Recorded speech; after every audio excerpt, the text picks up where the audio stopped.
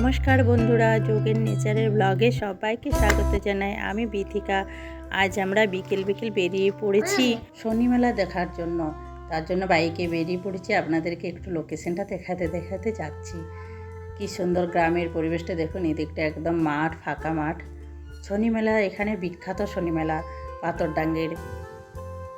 শ্বশুরবাড়ি থেকে বেশি দূরে নয়, নদীঘাটে হয়। মিনিট 5-10 মতো বটে মোটর সাইকেলে। এই দেখুন পৌঁছেই গেছি। গেটটা দেখতে পাবেন আর শব্দও শুনতে পাবেন।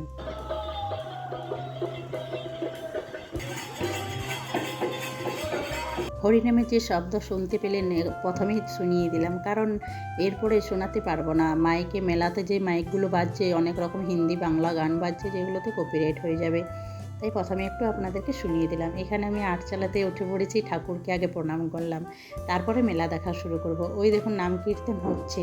অন্য সময় কি হয়, নাম কীর্তনটা ঘুরতে থাকে ঠাকুরের চারপাশে। ওইখানে আমার চারপাশে ঘোরার ইচ্ছা আছে, কিন্তু আজ এখন ঘুরছি না বলে এখন ঠাকুরকে প্রণাম করে নেমে গেলাম। যেই দিন ঘুরবে সেই দিন আবার আসবো। চলুন আগে আপনাদেরকে মেলাটা দেখাই। মেলাতে কত রকমের জিনিস বসে আছে দেখুন। আজ প্রথম দিন নিলাম, এখন 3-4 দিন আসবো হয়তো এই মেলাতে। এখন 3 দিন থাকবে মেলা। তারপরে লাস্ট দিনে ভোগ আছে। ভোগের বিতরণ, সেটাও আপনাদেরকে শেয়ার করব আপনাদের সাথে। এইখানে দেখুন লোহার জিনিস আছে। এই মেলাতে অনেক রকমের জিনিস পাওয়া যাচ্ছে। এখানে ঠাকুরের সব কিছু আছে। চীনামাটির, পাথরের জিনিসগুলো এইখানে পাওয়া যাচ্ছে। মেলাতে কি জিনিস কিনলাম সব কিছু শেয়ার করব। কিছু মেলাতে দেখাতে পারবো, আর কিছু যেগুলো কিনে হবে সেগুলো বাড়িতে গিয়েও দেখাবো যে কী কিনেছি। এখানে দেখুন একটা সেই চাট মশলা। এখানে আমার নেওয়ার ইচ্ছা আছে তাওয়া, আর লোহার একটা ছোট্ট কড়াই নেওয়া আছে। তাওয়াটা শ্বশুর বাড়ির জন্য শাশুড়িকে দিয়ে যাব, আর ছোট্ট লোহার কড়াইটা ছেলের জন্য নিয়ে আসবো। আমি নিয়ে যাব বাঁকুড়াতে লুচি টুচি করার জন্য। এখন প্রথমেই মেলাতে কিনবো না, কারণ ওইগুলো নিয়ে কে বইতে পারবে, পুরো মেলা দেখা যাবে না। তাই পরে যাওয়ার সময় এখন চয়েস করে গেলাম, যাওয়ার সময় নিয়ে যাব। মেলা শেষে ঘোরার পথে, বাড়ি যাওয়ার পথে ওগুলো কিনে নিয়ে যাব। তারপরে দেখুন কত স্টেশনারি দোকান, সব কোথায় 15 টাকা, 40 টাকার জিনিস, এরকম করে প্রচুর দোকানদানি আছে। এই বছর প্রথম শনি মেলা দেখতে এসেছি মা আর ছেলে। আপনাদের সাথে সব কিছুই শেয়ার করছি।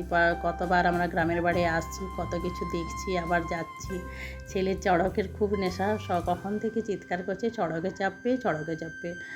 তা প্রথমে বড় চড়কটা চাপবো বলছিল, কিন্তু এই ছোটোটাতে চাপিয়েই ভাবলাম ওকে যদি ভোলানো যায়, কারণ বড়টাতে খুব বেশি ভিড় হচ্ছে না, কেউ চাপছে না, আমার চাপানোরও ইচ্ছে নেই। ওইগুলোতে বাঁকুড়াতে অনেকবার চেপেছে, কিন্তু এই ছোটোটাতে চেপে প্রথমেই চাপিয়ে দিলাম। তাই যদি ভুলে থাকে পরেরটার না চাপালেও হয়ে যায়।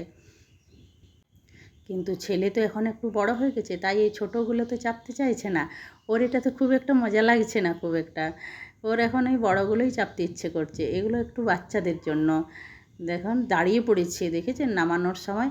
ওর বাবার আবার কি তাড়াহুড়ো নামানোর জন্য, ছেলে যেন হারিয়ে যাবে। দৌড়াদৌড়ি নামাচ্ছে ছেলেকে দেখুন।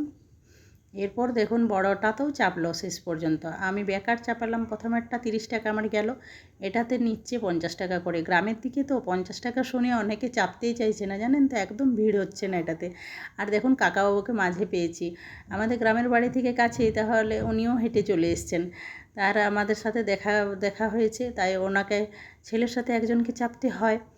সব দিন আমাকেই চাপতে হয়, ওর বাবা চাপতে চায় না। এরপরে আমি দাদুকে চাপিয়ে দিয়েছি পেয়ে। নামাও হয়ে গেছে ওদের চড়কে চেপে। চলুন, মেলাতে এসছি আর খাওয়া দাওয়া হবে না, এটা তো হতে পারে না। এরপর খাওয়া দাওয়ার পালা। খাওয়া দাওয়ার মধ্যে প্রথমে আমি নিয়েছি এই যে বিভিন্ন ধরনের কলাই দিয়ে একটা মিক্সচার, বেশ টক লেবু দিয়ে দারুণ বানিয়েছিল। এখনও আমার জিভে জল আসছে দেখলে, খুব সুন্দর। আর তার সাথে ঝাল।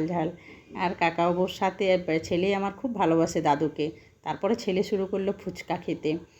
আমরা ফুচকা টুচকা খুব একটা খাইনি, ছেলের কাছ থেকে একটা খেয়ে নিয়েছিলাম, ব্যাস স্বাদ মিটিয়ে নিয়েছি। ওর খুব নেশা ফুচকা, পাপড়ি চাট, এগুলোতেই খুব নেশা ছেলের আমার।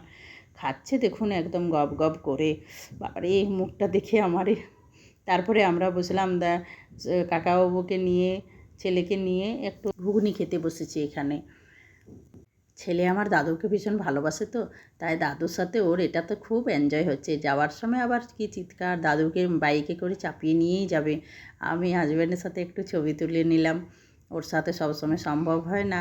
তা চলুন, মেলাতে অনেক ঘুরেছি।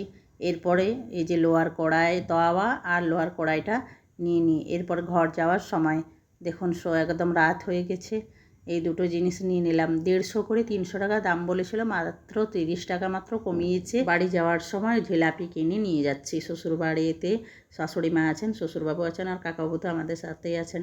বন্ধুরা, ব্লগটা কেমন লাগলো, ভালো লাগলে লাইক করে একটা সাবস্ক্রাইব করবেন। আর আজকের ব্লগটা এখানেই কমপ্লিট করছি। সবাই ভালো থাকুন, সুস্থ থাকুন। কেমন লাগলো একটা অবশ্যই জানাবেন, যোগা করবেন।